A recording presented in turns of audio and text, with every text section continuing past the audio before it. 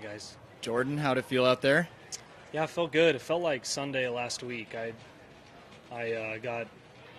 kind of didn't trust what I was doing. My wrist kind of hurt in the first round last week, and I went away from all the work that I had been doing just to kind of manipulate what I could. And then, I said, you know what, I just have to get through it. And so I was back to the status quo Sunday on all the stuff that I had been doing, and it paid off there. And then I put in a few good days of work here, and I thought I played better than I scored. I hit some beautiful putts that burned edges high, low, left, and right. I made a long one, but to play around in a few under out here when the conditions were, the pins were really tucked today, so it was a little harder than a normal first round in the morning out here. And to feel like I left a few out there is a really good feeling. It makes me feel like I'm, close to being back to where I want to be.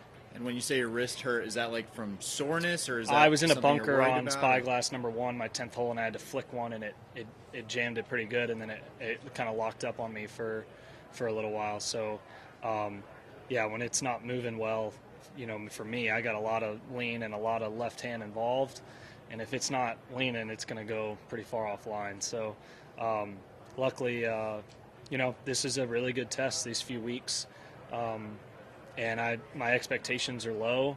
I expect myself to make good swings, but as far as results, it's hard to think that I should be expecting a lot after 6 months off, essentially. So, having said that, I know where I was today, and I know that I can do better than I did today. So if I can try to post a few scores at or better than today, then, you never know. I start getting back in the mix, and it becomes pretty fun and hopefully more consistent. Did you have a highlight of the day, favorite moment or shot? I hit a cool one into 16, which is always fun. And I made a really long one on 6 where, with like 5 feet to go, I was like, oh, that's going in. That's cool from 50 feet. So that doesn't happen every day. So, those are my two that, felt probably the most fun out there. Was it a new putter in the bag at all today, or was it? Yeah, I was trying out some things. Yeah.